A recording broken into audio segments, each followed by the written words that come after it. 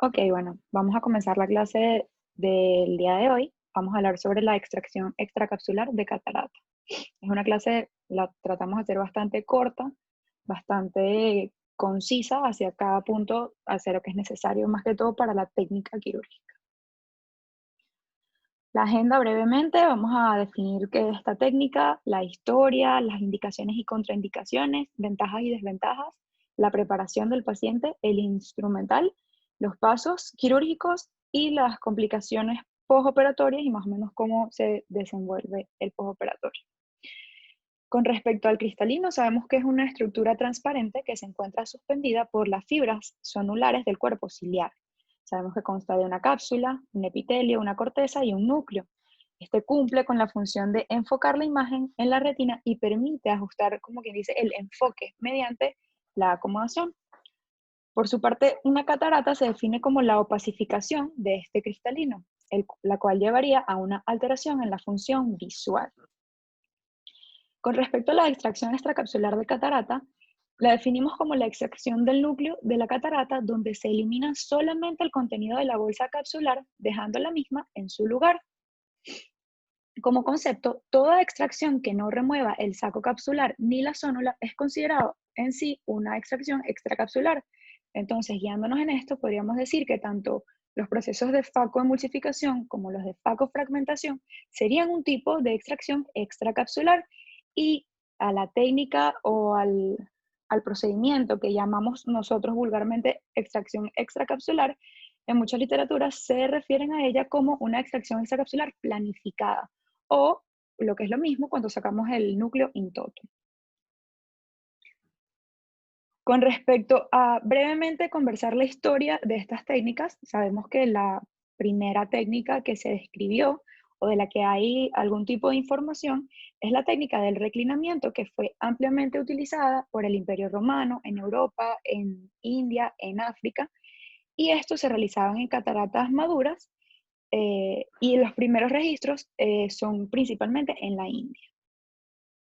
Posteriormente, para los 1700, se describe ya en muchos textos la utilización de la extracción extracapsular de catarata. Inicialmente se realizaba una incisión no como lo hacemos nosotros superior, sino inferior, donde rompían la cápsula y sacaban el núcleo por expresión o apoyados con una cureta. En registros tempranos, incluso en esta época, se reporta hasta un 50% de éxito con esta técnica. Sin embargo, se describe posteriormente el paso se mudan a la realización de las técnicas intracapsulares. Esto se extrae, donde aquí se extrae el cristalino a través de una incisión escleral, rompiendo la zónula y empujando con el pulgar hacia afuera.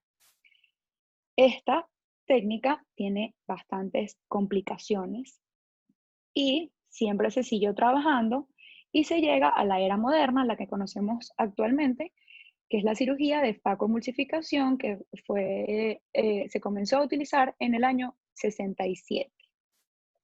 Sin embargo, se volvió a plantar el uso de la extracción extracapsular de catarata casi paralelamente a la utilización de la facomulsificación. Y esto porque debe utilizarse en casos donde supone un mayor beneficio para el paciente sobre las técnicas de facomulsificación. Con respecto a las indicaciones, realmente conversando esta mañana con el doctor Alemán, llegamos a la conclusión de que todas son relativas. Como sabemos, cataratas brunescentes o catarata nigras, conversión si persisten restos nucleares luego de una ruptura de cápsula posterior, falta de entrenamiento en otras técnicas o de instrumental quirúrgico, pacientes con distrofes endoteliales o con bajos contagios celulares y en pacientes con pseudosfoliación, con facogenesis también se puede plantear la realización de esta técnica. Sin embargo, es importante saber que la principal indicación de esta técnica es cualquier caso donde otra técnica suponga o implique una posible complicación de la cual el paciente no se va a ver beneficiado. Con respecto a las contraindicaciones, estos también son relativas. En procedimientos donde se tenga que realizar trabeculectomía o pacientes que tengan filtrantes previas superiores, pacientes que tengan escleras adelgazadas, sobre todo si se va a hacer una técnica con surco, como la vamos a describir posteriormente, pero antes se realizaban extracapsulares, o todavía en muchos centros se realizan a través de córnea clara, en pacientes que tengan un riesgo de trauma postoperatorio, que tengan necesidad de realizar maniobras de valsalva, pacientes lisiados que tengan que hacerse valer por su peso con sus manos, y por supuesto pacientes que no vayan a cooperar, sobre todo en el postoperatorio, pacientes con algún tipo de alteración mental que pudiesen de alguna forma verse más bien eh, alterada su recuperación posterior a esta cirugía. Como ya mencioné anteriormente, todas son relativas porque, bueno, si ciertamente está indicada la cirugía, se debe realizar. Con respecto a las ventajas, realmente obviamente requiere, si no tenemos un facomulsificador, requiere mucho menos equipo, por lo cual tiene mucho menos costo. Y elimina todos los riesgos relacionados a la utilización del faco como tal. Por ejemplo, quemaduras corneales, trauma endotelial por ultrasonido. Con respecto a las desventajas, tenemos menor control de la estabilidad de la cámara anterior, porque obviamente tenemos incisiones mucho más grandes, menor tolerancia a las maniobras de Valsalva, mayor trauma conjuntival, mayor riesgo de trauma de iris, mayor astigmatismo postoperatorio o inestabilidad refractiva. La inestabilidad refractiva se prolonga más en el tiempo. Las incisiones, por ser tan amplias, no son autosellantes. Casi siempre se recomienda no hacer este tipo de procedimientos con anestesia tópica. El postoperatorio, como mencionamos, es delicado, puede haber más inflamación, la remoción de suturas tiene que ser lento y se ha descrito que tiene más incidencia de opacidad de cápsula posterior. Requiere una rexis más amplia y en pacientes con pupilas pequeñas puede ser laborioso. Con respecto a la preparación del paciente, como en todas las cirugías oculares, siempre descartar infecciones externas. Se puede indicar o no antibiótico tópico el día previo. Realmente muchos estudios no han demostrado su beneficio.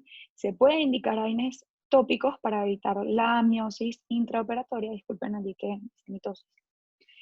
Se debe colocar anestesia perivulvar con sedación y masaje periocular y requiere una buena dilatación pupilar. Ya al momento antes de iniciar la cirugía, por supuesto, antisepsia y asepsia en párpados y pestañas, iodopovidona al 5% sobre la superficie ocular, aislamiento de pestañas y párpados con adhesivos, colocación del blefarostato y, súper importante, asegurar una adecuada exposición de la conjuntiva. Esto lo podemos lograr mediante la utilización de blefaros más, o sea, que tengan un mayor rango de apertura y también colocando la barbilla del paciente hacia arriba. Con respecto al instrumental a utilizar, el Tegaderm, el blefarostato, las pinzas .12, la tijera de Westcott, cauterio, el caliper, crescent, queratomo, viscoelástico, cuchillete 15 grados, cistotomo, utrata, la hidrodisección, el Sinski, asa en núcleo, si vamos a hacer la técnica con el asa, las cánulas de irrigación aspiración, podemos utilizar las buratos, la cinque o la cánula bimanual, o la cánula, sí, y el nylon para hacer las suturas.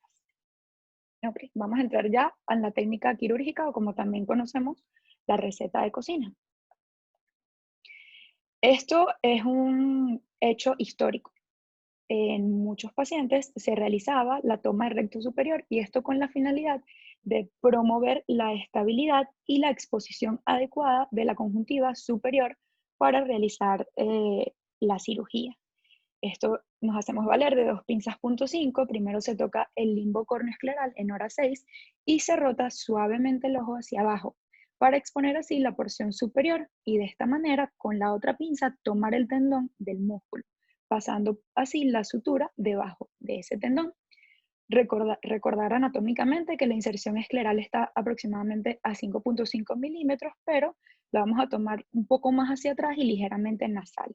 Y como siempre, cada vez que vayamos a hacer un punto en esclera, debe ser pasando la aguja horizontal, porque esta es la zona, sobre todo acá, detrás de la inserción, donde está más adelgazada la esclera. Ok, ahora sí entrando a los pasos operatorios, iniciamos realizando una peritomía y en algunos casos se puede realizar o no la paracentesis.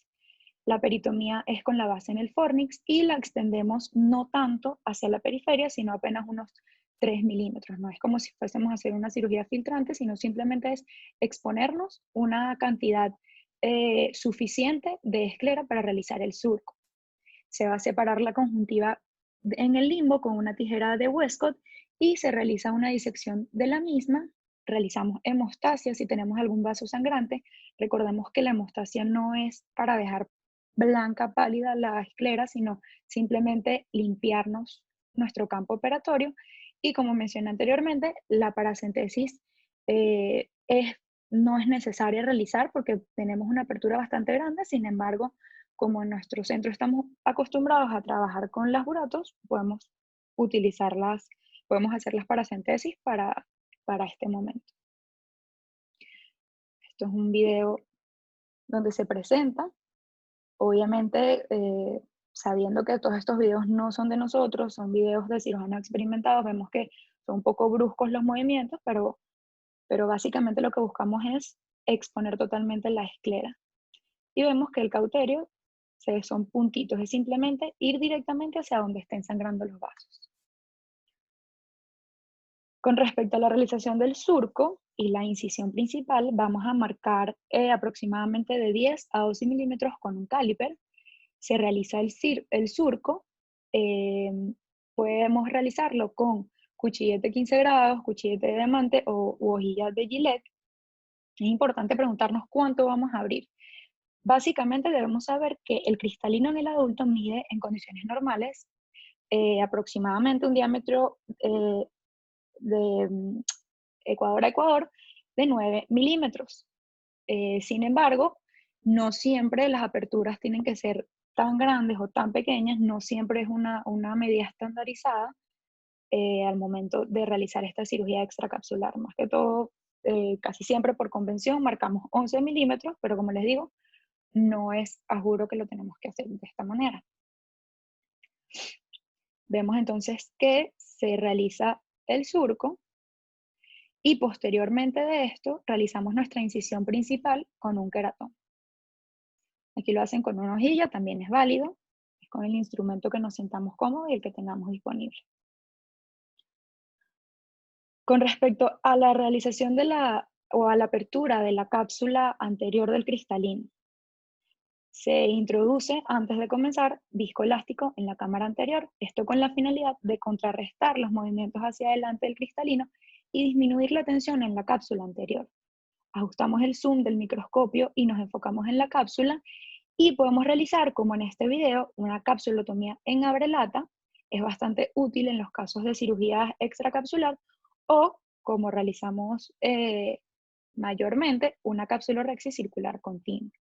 La técnica en abrelata básicamente consiste en la creación de una apertura mediante una serie de pequeños desgarros sobre la cápsula anterior, que puede ser con un cistotoma, una aguja de insulina, y la mayor complicación de esta es que se creen desgarros radiales que se prolonguen hacia atrás, pero realmente si se maneja esta técnica es bastante segura. En este paso, bien sea si estamos realizando la capsulotomía o una capsulorhexis, tenemos el riesgo, por supuesto, de una diálisis anular o de una ruptura de cápsula posterior si la prolongación radial es importante. Esto es un estudio donde comparan las capsulotomías versus las capsulorhexis.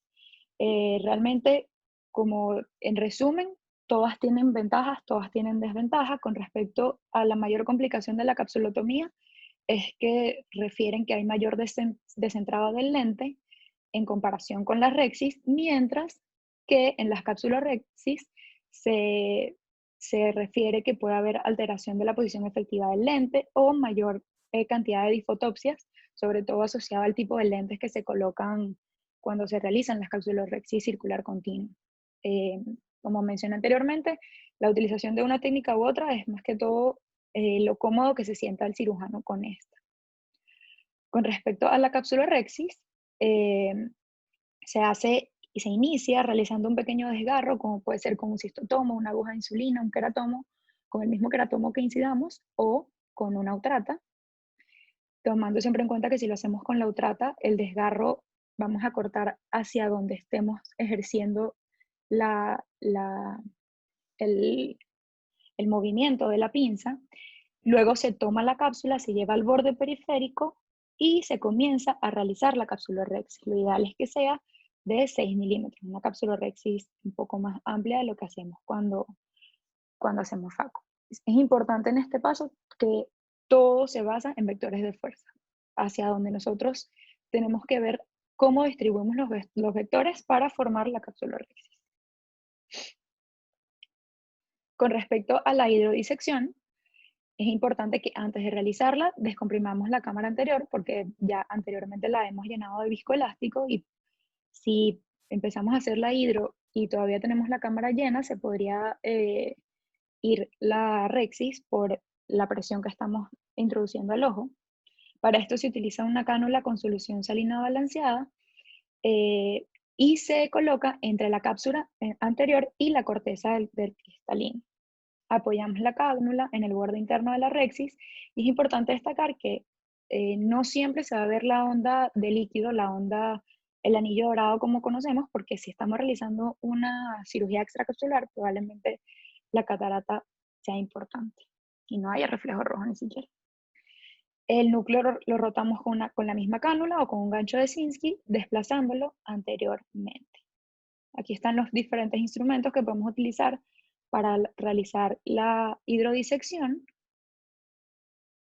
Y esto es un video de cómo se observa el anillo dorado y de esta forma sabemos que la ola de hidrodisección ya atravesó toda la catarata. Con respecto a la extensión de la incisión principal, debemos introducir viscoelástico anterior y posterior al cristalino si lo hemos lujado. Disculpen que se me fue hacia atrás.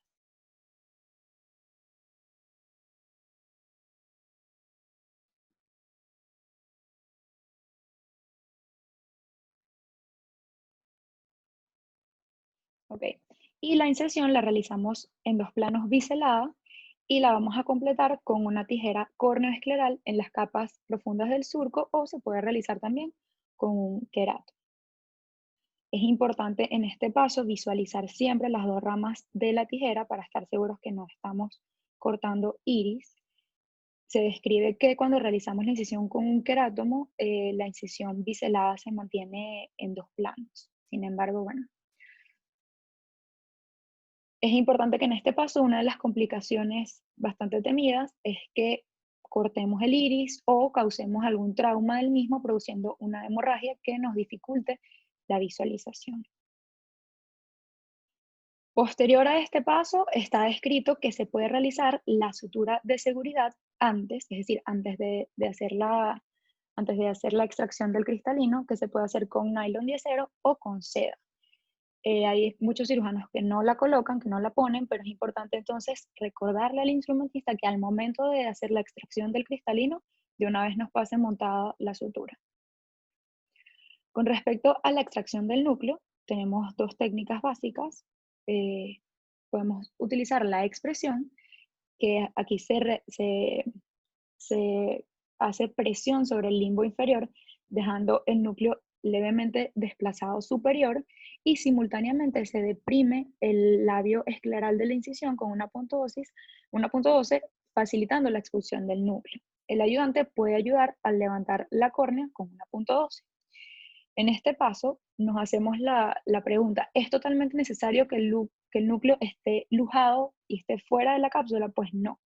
Cuando realizamos esta técnica, lo importante es saber que de repente lo rotamos y el núcleo ha pasado la hidrodisección y está suelto, pero no es necesario que esté totalmente en cámara anterior para realizar este paso. Con respecto a la otra técnica, es apoyados con un asa de núcleo. Esta asa de núcleo también se llama asa de Lewis, que se realiza levantando el labio anterior a la incisión e introduciendo esta asa. Es una maniobra que tiene que ser muy lentamente, no como está ocurriendo en el video que están observando, es una maniobra bastante lenta. Y antes de hacerlo, vamos a colocar viscoelástico encima y debajo del núcleo. Es importante que la catarata no es que la vamos a levantar cuando metamos el asa, sino que introducimos el asa y vamos a calzar la catarata en el asa, porque la forma del asa está diseñada para que la misma calce. No la vamos a levantar. En este momento es importante porque es una de las zonas, es uno de los momentos donde se puede producir una de las complicaciones más temidas, como la ruptura de cápsula posterior, o si nos traemos de repente la zónula, podemos hacer una zonulodiálisis. Con respecto a este paso, lo ponemos grande porque una de las complicaciones más temidas al momento de realizar una extracapsular es una hemorragia coroidea masiva o una expulsiva, como también la van a conseguir en muchos textos. Esto es importante saber que en cualquier cirugía intraocular puede ocurrir. En esto hay una expulsión del contenido ocular a través de la herida quirúrgica y se ocurre por que hay un vaso coroideo frágil que es expuesto a cambios de presión y se produce la ruptura de la pared venosa con consecuente hemorragia supracoroidea. En estos casos vemos que bueno, en los pacientes que no tienen anestesia van a presentar dolor, anteriorización del diafragma y pérdida del reflejo rojo. Esto es más común, sobre todo en cirugías donde hay cambios súbitos de presión, en pacientes con glaucoma, en pacientes con antecedentes de presiones intraoculares elevadas y en pacientes miopes que tienen ya de por sí debilidad de los vasos esclerales. Luego colocamos los puntos de sutura. Para esto es importante colocar viscoelástico en la cámara anterior para alejar todo el restante de la corteza y de la cápsula de nosotros y se realizan los puntos. Lo más importante es que no importa en qué orden los coloquemos, el punto que está marcado allí como el número 1 sea el primero que comenzamos a realizar. Y luego se recomienda que los podamos comenzar a poner de forma radiada o en forma de espejo y podemos colocar entre 5 a 7 puntos. Esto va a ser totalmente dependiente de la cantidad que abramos, de los milímetros que abramos. Entonces vemos que el primero que se coloca es el punto central. Con respecto a estos puntos, es mejor incluso para fines refractivos que queden un poquito más largos, que no queden tan cortos. Y en este momento colocamos los puntos que podamos colocar, lo importante es más o menos ser rápidos, y luego, si después queremos para fines refractivos quitar un punto y volverlo a colocar, lo podemos hacer. Es importante que una complicación que se puede presentar en este paso es que por error o porque no hayamos colocado totalmente viscoelástico, tomemos parte del iris y bueno, obviamente podría sangrar o puede haber algún tipo de discordia. Luego vamos a proceder a la remoción de la corteza. Como les dije al principio, no a juro tenemos que tener paracentesis, pero bueno, si las abrimos, las utilizamos. Si vamos a utilizar la cánula de 5, es importante saber que es un poco más grande que la apertura de las paracentesis, entonces o lo introducimos no por las paracentesis, sino por la apertura que ya hicimos, o ampliamos un poquito las paracentesis. Podemos utilizar la cánula de irrigación-aspiración o las Burato. Con respecto a la colocación del lente intraocular, inyectamos viscoelástico en la cámara anterior y en la bolsa capsular, retiramos puntos de sutura dependiendo del lente, si no es un lente plegable, y es importante que al introducir cualquier lente intraocular, el áptica que introducimos hacia hora 6 tenga el codo hacia la derecha, y esto con fin de no colocar el lente al revés. Con respecto a los lentes de PMMA, la técnica es que tomamos el borde superior de la óptica con la pinza de Shepard, que es la pinza azul que está reflejada en la diapositiva, introducimos el áptica inferior, como se observa en el video, en el saco capsular y luego tomamos el áptica superior para hacer como un doblez y meterla dentro de la cápsula.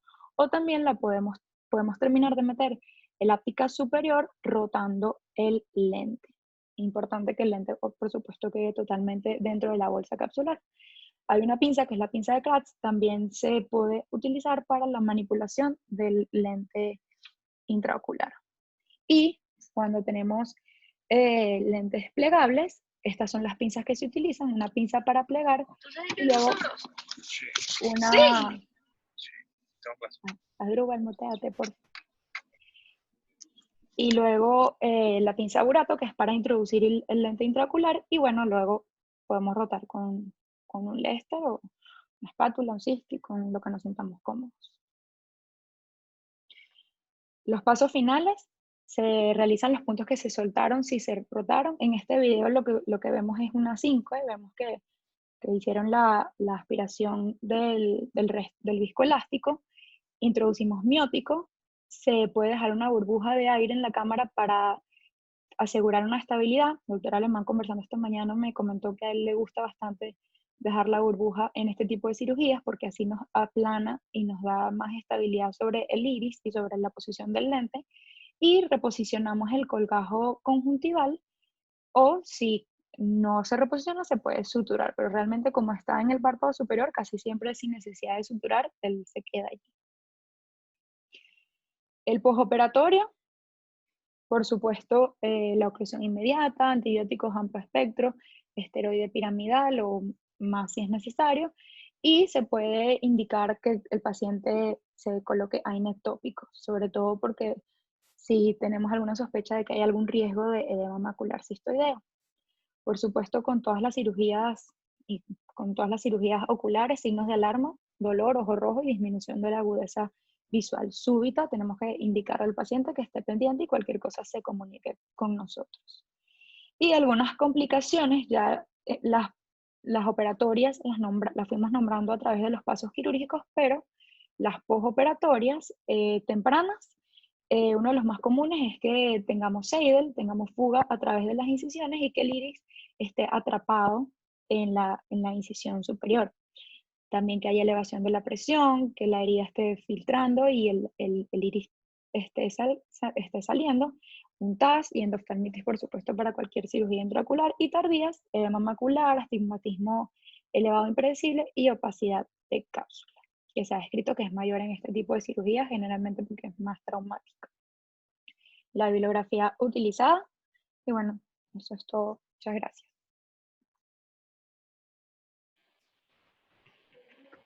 Listo. Bueno, primero que nada, voy a felicitarte porque la idea de un seminario de técnicas quirúrgicas justamente es hablar de eso, de la técnica quirúrgica.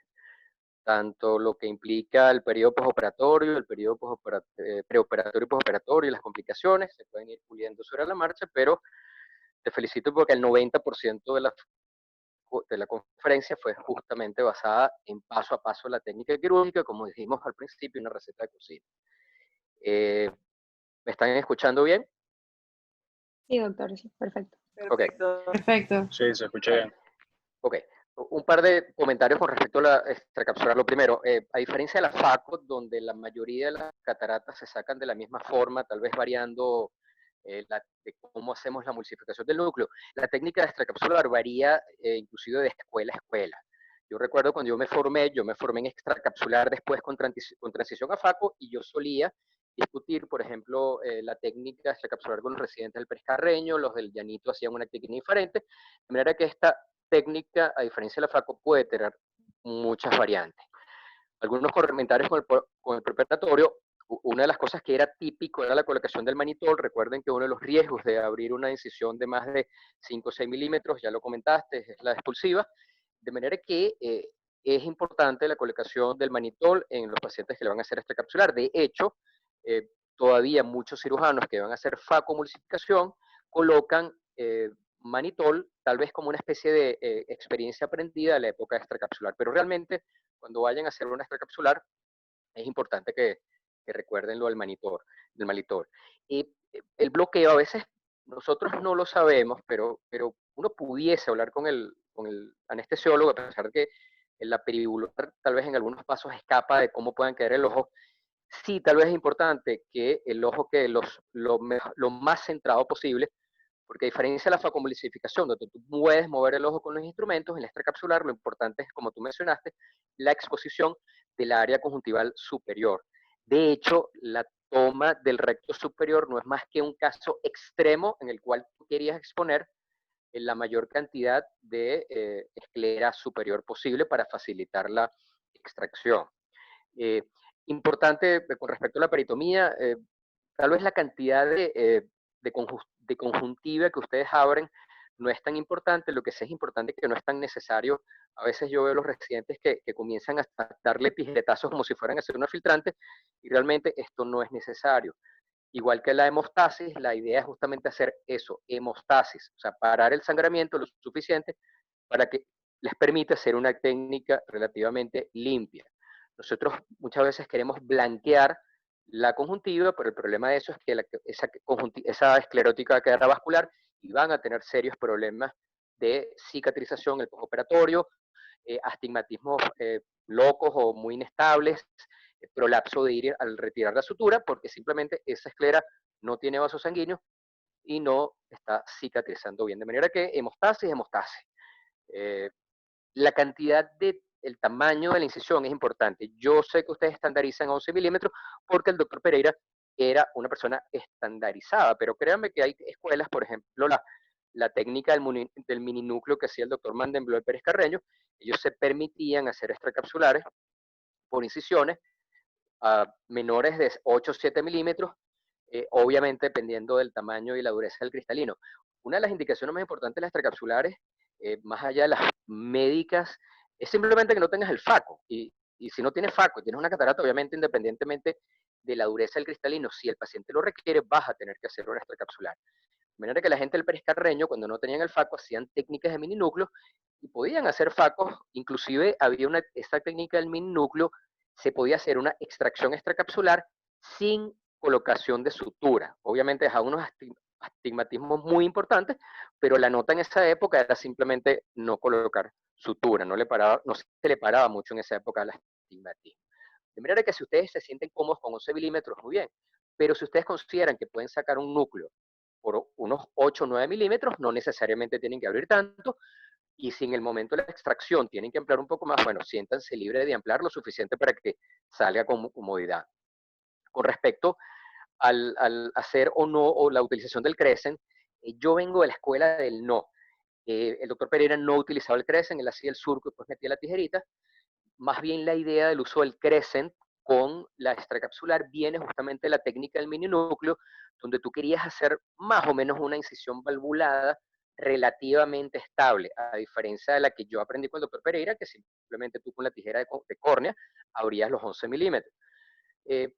Puede aumentar un poco el tiempo quirúrgico, pero sí efectivamente el uso del Crescent para hacer el túnel te permite mayor estabilidad al final. De manera que igual siéntanse libres en hacerlo. La incisión principal, yo voy a comentar dos elementos rapiditos. Uno, van a haber algunas técnicas donde hacen esa incisión central, ahora 12, y después amplían, o sea, a la hora de sacar el núcleo, a la hora de ampliar, amplían hacia un lado y hacia el otro. Nosotros como somos cirujanos de facomulsificación y nos encanta trabajar a 135, normalmente hacemos esa incisión en 135. Una de las cosas que yo le decía a los residentes, sobre todo cuando querían practicar capsulorhexis con la extracapsular, era que no se quedaran con los 2.2 milímetros. Yo a veces veo que ustedes entran en cualquier atomo y después se les complica un poco a la hora de utilizar la rexis, de manera que si tú vas a abrir finalmente 11 milímetros, no te quedes con los 2.2, 2.8, amplía 3 milímetros, de manera que puedes hacer una cápsula rexis mucho más cómoda. Igual, la ampliación la pueden hacer con el queratomo de faco o con la tijera. Con la tijera es bastante más rápido, pero tal vez la maniobra es un poco más brusca, no es tan limpia como con el queratomo, y a veces, como nosotros sabemos, los queratomos están un poco mellados, un poco bastante mellados, aún en el corte lateral, y eso tal vez puede dificultar un poco que cuando están haciendo, terminan haciendo una especie de serruchamiento de la incisión. una de las cosas que es importante del surco, es que una de las cosas que es el surco es una guía, de manera que cuando ustedes están abriendo la córnea o la esclera, perdón, en este caso, tienen que seguir justamente el surco. Eso va a determinar, perdón, que la incisión sea lo más regular posible. Y lo otro es no angular la tijera, si lo están haciendo la tijera, porque como tú bien mencionaste, ahí te puedes llevar el iris o la incisión, la raíz de la incisión va a quedar muy cerquita del iris y vas a tener problemas justamente de prolapso de iris durante toda la cirugía y créanme que se puede poner bien fastidioso, sobre todo si colocan mucho viscoelástico y ese viscoelástico queda atrapado detrás del iris, créanme que se les va a salir toda el iris durante toda la cirugía y yo inclusive he tenido que hacer literalmente iridectomías intraoperatorias para tratar de sacar ese viscoelástico, porque si no, el iris se te sale, se te sale, se te sale. Luego, el ASA. La sutura de seguridad puede hacerse de dos maneras. La manera del ASA, que se puede hacer con un hilo o con seda, es simplemente pasar el punto, abrirlo, de manera que te van a quedar dos cabos en el lado escleral del corneal y dos cabos del lado de córnea y de esclera. De manera que te queda una abertura por la cual tú puedes sacar el cristalino sin necesidad de quitar, o sea, con la sutura presente. De manera que en lo que tú sacas el cristalino, inmediatamente pasas el punto.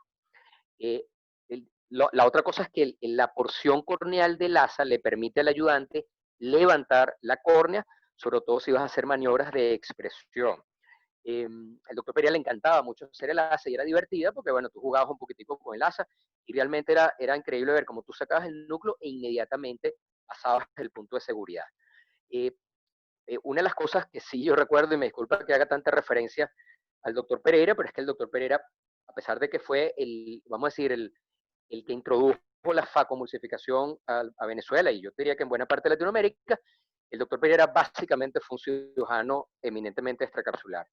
De manera que él se pasaba el asa, sacaba el núcleo y lo primero que te decía es, no te quedes como es en maniobras de contemplación. Y la realidad es así, a veces uno saca el cristalino, lo ven y se le quedan viendo, pónganlo en la historia y se les olvida que el paciente tiene el ojo abierto y es la porción más sensible del procedimiento quirúrgico. Entonces, mira, estaba negra, viste, que no era para faco, era para extracapsular, o sea, y ese es un tiempo valioso. En caso de que no quieran hacer o sea, poner el asa, porque no lo saben hacer o porque no se lo explicaron, la instrumentista debe tener el punto de seguridad a la mano. No es que tú le vas a dar la catarata, le vas a dar al cristalino al instrumentista y después es que ella va a buscar el nylon. No, ella lo tiene que tener en la mano. Una vez que tú pasas ese punto, si quieres poner un poquito antes de viscoelástico, perfecto. Pero las conversaciones van después de que coloques ese punto central. ¿Ok? ¿Me están escuchando? ¿Voy bien? Sí, perfecto. Sí, doc. Ok. Lo otro, la cantidad de puntos, como tú bien dijiste, nosotros somos una escuela de 7 puntos, pero hay gente que hacía sesiones más pequeñas y se pueden colocar 5 puntos con bastante seguridad. ¿Cómo los colocan? Es irrelevante. Como yo lo aprendí, era punto central y después comenzabas de izquierda a derecha equidistante. Hay gente que le gusta poner los puntos en la mitad, porque eso te permite más o menos que puedas calcular bien que cada punto te quede radial y equidistante. La radialidad para mí es muy importante, es una manera, yo siempre he dicho que a mí me gusta mucho la extracapsular, porque además practicas puntos, es como si estuvieras haciendo medio trasplante de córnea, un poquito menos un trasplante de córnea, de manera que es una buena oportunidad de practicar radialidad, y simplemente colocan la aguja en el centro del ápex de la córnea, se van hacia la periferia de manera completamente perpendicular al limbo y les permite hacer su punto radial. En mi opinión, a mí me gustan más los puntos más largos que cortos. El punto corto es un fastidio, el punto corto es difícil de tonalizar, de manera que si van a pecar, es preferible que pequen del punto un poco más largo. Sí, va a generar un poco más de astigmatismo. Yo sé que ustedes le tienen terror al astigmatismo, pero el astigmatismo se puede manejar perfectamente en el postoperatorio. Y tú lo que quieres es cerrar esa incisión, que quede bien sellada, y no importa si tienes 6 o hasta 8 dioptrías de astigmatismo, ya tendrás tiempo para ir quitando los puntos poco a poco. El paciente, sobre todo cuando son cataratas totales, créanme, con sus sellas de astigmatismo el paciente te lo va a agradecer, va a estar feliz porque está bien. Eh, la colocación del lente, casi nunca nosotros mandamos a pedir lentes plegables para nuestra capsular, porque a menos que tú estés dudando y dices, bueno, me voy con un plegable. Oye, si tú tienes un paciente que tiene un lente, puede pedir un lente PMMA que le va a ahorrar algo de dinero y la verdad es que la cantidad de puntos que tú vas a quitar es un par de puntos. A mí me gustan mucho los lentes los de PMA de una sola pieza, los no plegables, porque le dan mucha estabilidad. Eh, pero bueno, si quieren ponerle un IQ perfectamente o un lente plegable, pueden hacerlo sin ningún problema. Obviamente, si es plegable, lo pueden introducir a través de tal vez un espacio entre dos puntos de sutura, o simplemente lo retiran con el inyector y se han hecho una capsulorhexis. Sí, eso sí es importante. Eh, si ustedes quieren colocarle un IQ a un paciente con una extracapsular, sí es mejor, obviamente, que hagan una capsulorhexis, no una capsulotomía. Recuerde que el lente plegable le da menor estabilidad mecánica a la cámara anterior, a diferencia de los lentes de una sola pieza, de manera que eh, sí es importante la capsulorhexis si quieren utilizar un lente plegable en una extracapsular. Si hacen una capsulotomía, perfectamente pueden colocar el lente de una sola pieza. Algunos cirujanos, hasta hace relativamente poco, colocaban los lentes en el sulco. Parece mentira, y de hecho se dejaba el saco, o sea, no se ponía el saco, y ponían el lente en el sulco. Claro, eran lentes de 3 piezas, que no generaban mayor vamos a decir, síndrome de GH, lo que ustedes quieran, Inflamación. pero, exacto, mayor inflamación, pero perfectamente hay gente, te repito, que hacía la colocación en el sulco, pero si ustedes lo meten en el saco, perfectamente pueden hacerlo. Un detalle que no mencionaste y que créanme que todavía se ve es la realización de una iridectomía intraoperatoria. La razón todavía es histórica. Se pensaba obviamente que cualquier colocación de lente intraocular en el saco, en la cámara posterior, podía generar obviamente un bloqueo iridiano, adherencias del lente al iris, etcétera. Entonces se hacía de rutina, cosa obviamente que ya nosotros no hacemos porque nos dimos cuenta que no. Pero en algunos casos, ustedes todavía ven cirujanos que hacen la extracapsular y pácate, le hacen la iridotomía en automático.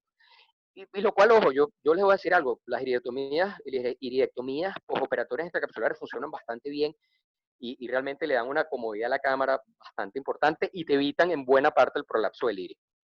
Con respecto a eso, es la principal causa de complicación. Muchas veces, obviamente, es por dejar los puntos algo flojos. Les repito, aprieten el punto. Es preferible que tengan algún grado alto de astigmatismo en el postoperatorio, que después tengan que salir corriendo a meter el paciente otra vez porque tuvieron un prolapso de iris.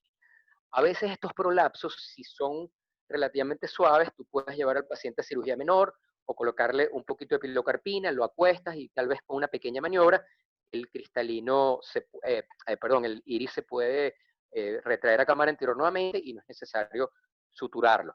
Sin embargo, en mi experiencia, una vez que el paciente se le luja el iris por un lado, aunque tú lo retraigas, lo más seguro es que vas a tener un punto, vas a tener que tomar un punto en ese lugar, porque el iris tiende a ser reincidente en ese tipo de, de complicación, y de ahí la importancia de no dejar la esclerótica exangüe cuando hacen la peritomía, porque créanme que eso influye. Al final, como tú bien dijiste, la conjuntiva tiende a caer naturalmente. Nosotros a veces le hacíamos ese puntico de cauterio con la conjuntiva para hacer, pero casi nunca. Tú se lo ponías y medio, cuando ya estabas quitando el bléfaro, ¡pam!, la conjuntiva Sí, se soltaba. terminaba, se soltaba. Y nosotros lo que teníamos haciendo es, tal vez con la pinza de Kellman, planchar un poquito hacia abajo, a manera que la conjuntiva, o por supuesto, arropara la incisión principal, y eso más o menos te garantizaba, y la realidad es que casi siempre, aunque tomara, suturara o no lo suturara, ella se iba a quedar ahí. Que por cierto, un detalle, lo que el video y en la diapositiva que tú tenías, la pinza azul era una pinza de Kellman McPherson, o sea, y la Shepard era la pinza que es como una boca de pato, que era la plateada, la que está un poquito más abajo. De hecho, en el video colocan el lente con una pinza de Kellman. La realidad es que es igual, como tú te sientas cómodo, la de Shepard te da un poquito más de anatomía con la mano, pero perfectamente con una pinza de Kellman McPherson lo puedes hacer. El único detalle es que la pinza de Kellman es una pinza de sutura, es una pinza para maniobra fina.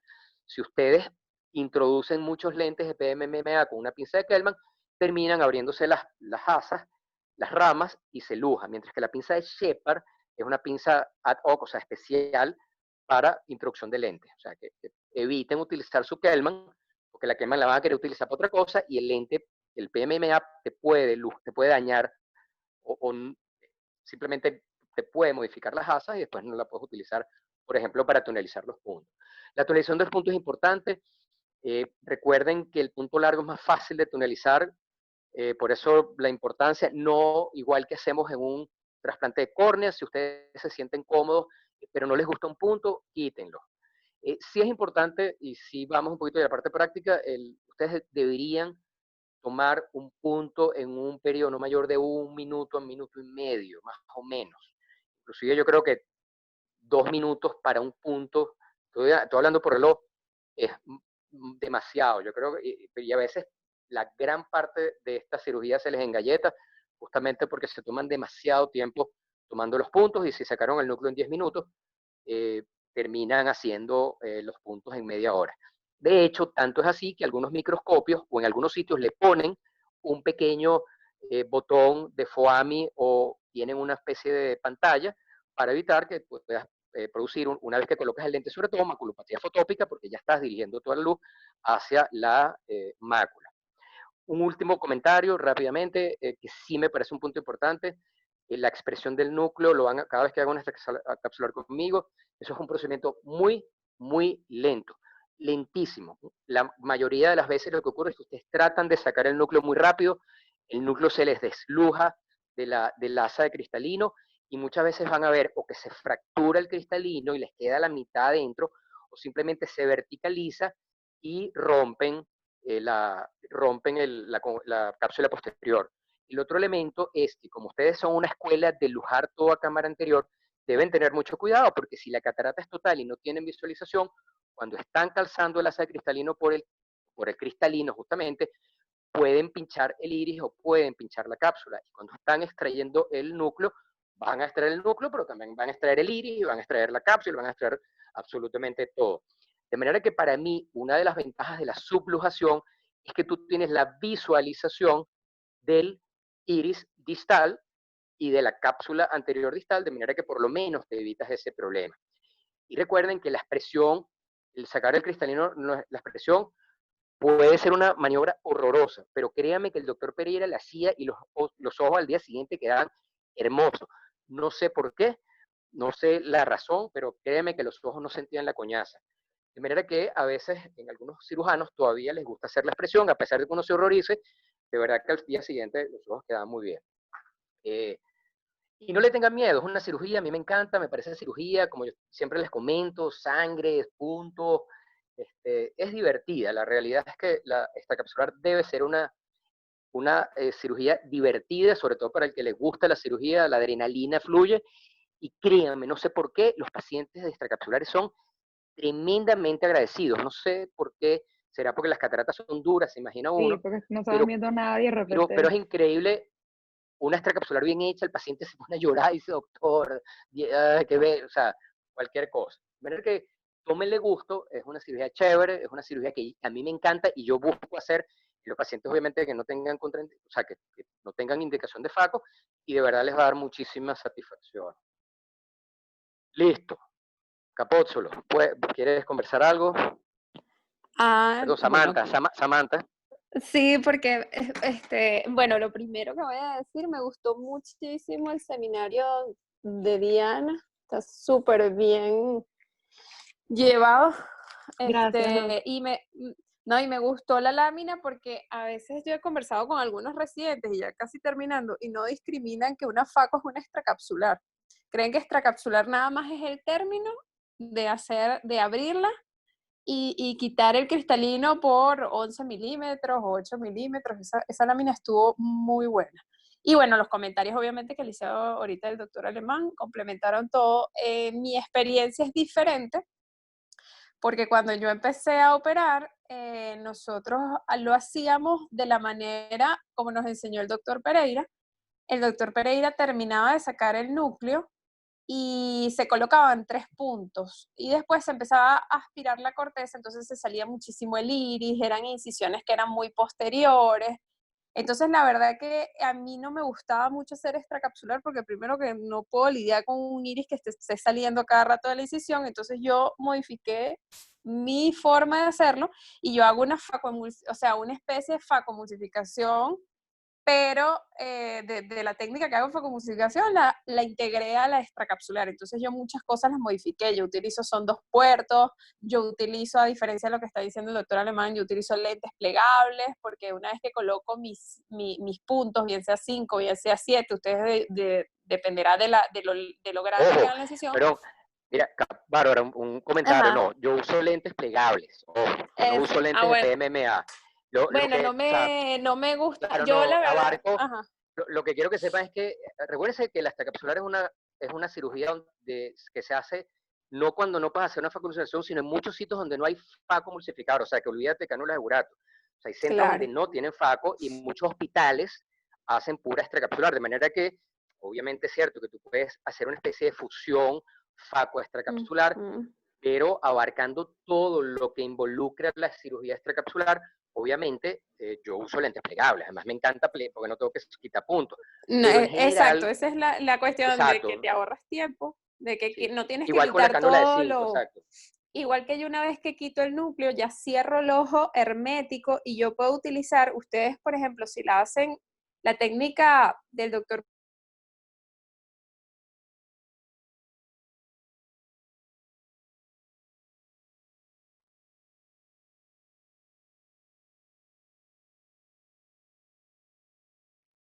¿Aló? Aló, no la escucho. ¿Tú la escuchas? Sí, no, yo tampoco. Yo tampoco, pensé que era yo sola Alguien por le un pone el momento. audio. Sí, Yo también mire, pensé que era yo. muchachos, mire, Creo que la aprovechar. votó. Sí, no, yo no lo he votado. Miren, recuerden algo, una cosa, sí. Bárbara, yo creo que se lee. Creo que se Sí, desconectó. aló. Sí, sí, importante lo que está diciendo la doctora. Recuerden que eso, y ustedes hacen una catarata muy al estilo de lo que es la unidad, pero recuerden que a veces no van a contar con cánula bimanual, no tienen un equipo facomulsificador, de manera que por eso quise ampliar la mayor cantidad de elementos posibles para hacer la cirugía. Obviamente, la ventaja de un lente plegable sobre un lente de PMMA en facomulsificación es importante, pero en extracapsular no es tanto, a menos que tú quieras ponerle una prótesis de calidad al paciente. Ojo, no es que yo uso lentes de PMMA, a mí me gustan los plegables, pero perfectamente tú puedes utilizar un lente el que tú quieras, pues. O sea, incluso si el paciente quiere ponerse un restor con una extracapsular y después tú le quieres modificar el astigmatismo, siéntete libre de hacerlo. No sé qué pasó con la doctora. Hello. O sea, ella sale, bueno, no, ya no sale ahí. No, ya no está. Creo que la votó su No, internet. sí salió. No, Seguro pues yo fue no la algo de su voté. internet. No, No, capaz puede se haber le sido el internet. desconectó espontáneamente. Sí. Doc, yo tengo una pregunta con respecto a A la ver. técnica. ¿Sabes que el otro día estaba escuchando un webinar de unos argentinos y estaban hablando de que